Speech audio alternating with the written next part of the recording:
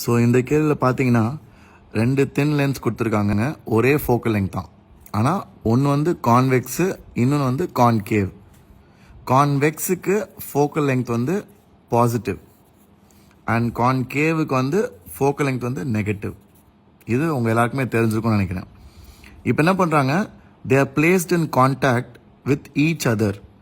So 2 பேரும் கான்டாக்டில் வைக்கிறாங்க. அப்போ ஃபஸ்ட்டு நீங்கள் ஈக்குவலண்ட் ஃபோக்கல் லென்த் கண்டுபிடிக்கிறதுக்கு முன்னாடி you need to find equivalent power. 2 லென்ஸை ஒட்டி வச்சிங்கன்னா பவர் வந்து ஆட் ஆகும். பவர் என்ன ஃபார்முலா சார்? பவர் வந்து 1/fன்னு நிறைய பேர் சொல்வீங்க, கரெக்டாக? Absolutely right. So power of first lens வந்து 1/f, ஏன்னா கான்வெக்ஸ் வந்து positive. Power of second lens வந்து 1/f தான், ஆனால் நெகட்டிவ் சைனோட, ஏன்னா ரெண்டாவது லென்ஸ் வந்து கான்கேவ்.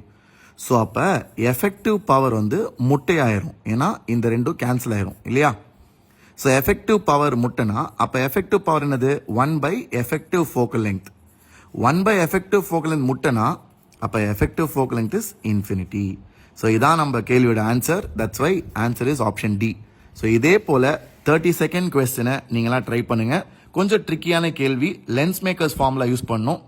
அதோட பதில் கமெண்ட் செக்ஷனில் சொல்லுங்கள். இன்னொரு வீடியோவில் சந்திப்போம். மறக்காமல் ஃபாலோ பண்ணுங்கள்.